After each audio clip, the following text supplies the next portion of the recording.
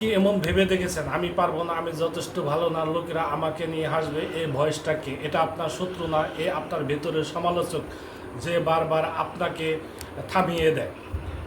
আজ আপনি যদি আমার এই বক্তৃতা মনে রাখেন, তাহলে আপনি শিখবেন কিভাবে সেই ভয়ঙ্কর আত্মসমালোচনামূলক কণ্ঠস্বরকে থামিয়ে আত্মবিশ্বাসে ভরপুর নতুন আপনি তৈরি করবেন।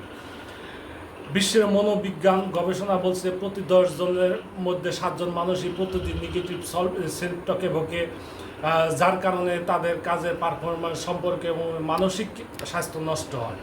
আমেরিকান লেখক এলনর রুজভেল্ট বলেছিলেন, no one can make you feel inferior without your consent, অর্থাৎ আপনার অনুমতি ছাড়া কেউ আপনাকে নিচু অনুভব করতে পারে না। বন্ধুরা আজ সবাই কোনো না কোনো সময় নিজের ভিতরে একটা কণ্ঠস্বর শুনি, যে কণ্ঠস্বর বলে তুমি যথেষ্ট ভালো না, তুমি আগেও ব্যর্থ হয়েছিলে, এবারও হবে, অন্যরা যা পারে তুমি সেটা পারো না। এই ভয়েসটাই হলো আপনার ইনার ক্রিটিক বা ভিতরের সমালোচক। এটা কারো দেখা যায় না, কিন্তু এর প্রভাব অত্যন্ত গভীর। এটা আমাদের কাজ শুরু করতে বাধা দেয়, সাফল্যে ভয় দেখায় এবং কি খুশি হওয়ার যোগ্যতাকেও প্রশ্ন করে। কিন্তু এই ভয়েস কোথা থেকে জন্ম হয়? এবার শুনি কিছু কথা। শৈশবের অভিজ্ঞতা। ছোটোবেলায় যদি কেউ বারবার বলে তুমি পারো না, তুমি ব্যর্থ, তাহলে সেটা আমাদের মনের গভীরে বসে যায়। অন্যের সঙ্গে নিজের তুলনা। সোশ্যাল মিডিয়াতে যখন দেখি সবাই সফল হয়েছে, হাসছে, আনন্দ করছে, তখন মনে হয় আমি কম এবং আমি ব্যর্থ। ভয় ও ব্যর্থতার স্মৃতি।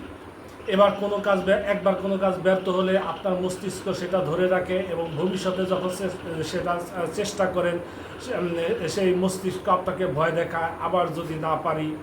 কিন্তু এই ইনার ক্রিটিক থামানো সম্ভব, আপনার হাতেই তার রিমোট। আসুন একটু বিস্তারিত আলোচনা করি। প্রথম ধাপ, সচেতন হওয়া। আপনি যখনই নিজের সম্পর্কে নেতিবাচক কথা ভাবেন, নিজেকে প্রশ্ন করুন, এই ভয়েসটাকে সত্যি আমার নিজের কথা নাকি অন্য কোনো পুরানো অভিজ্ঞতা। দ্বিতীয় ধাপ, চ্যালেঞ্জ করা। যদি মনে হয় আমি তো আগে ব্যর্থ হয়েছি, নিজেকে বলুন আমি ব্যর্থ হয়েছিলাম, কিন্তু এবার আমি প্রস্তুত। নেগেটিভ চিন্তাকে পাল্টে দিন পজিটিভ প্রতিশ্রুতি দিয়ে। তৃতীয় ধাপ, নিজেকে ভালোবাসুন। ভুল করা মানে ব্যর্থতা না, মানুষ ভুল করবে, শিখবে এবং সামনে এগিয়ে যাবে। আপনার নিজের প্রতি যতটা দয়া দেখাবেন, মস্তিষ্ক আপনার প্রতি ততটা দয়া দেখাবে। চতুর্থ ধাপ, লিখে রাখুন আপনার সাফল্যগুলো। ছোট ছোট সাফল্য, যেমন সময় মতো কাজ সম্পন্ন করা, কাউকে সাহায্য সহযোগিতা করা, নিজের ভয় কাটিয়ে তোলা, এসব ছোট ছোট সাফল্যগুলো আপনি ডায়েরিতে বা নোটবুকে লিখে রাখুন। এগুলো সপ্তাহে প্রতিদিন বা একদিন 2 দিন পর পর নোটবুক বইগুলো বের করে পড়ুন, দেখুন আপনার ছোট ছোট সাফল্যগুলো। ইনার ক্রিটিক তখন কমজোর হয়ে পড়ে, কারণ আপনার সাফল্যগুলো আপনার হাতের মুঠোয়। আজ রাতে এক কাজ করুন, আপনার ফোন বা ডায়েরিতে লিখে রাখুন, আমি নিজেকে ভালোবাসি, আমি যথেষ্ট ভালো। প্রতিদিন সকালে ঘুম থেকে উঠে এই পরে দিন শুরু করুন। আপনার ভিতরে কণ্ঠস্বর একদিন আপনার সবচেয়ে বড় চেয়ার লিডার হয়ে উঠবে।